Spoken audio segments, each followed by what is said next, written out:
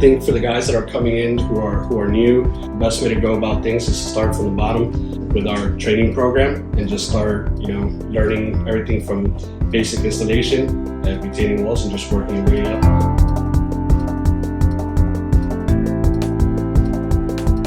Getting to see the guys kind of grow, coming in from knowing nothing and seeing them grow in the company.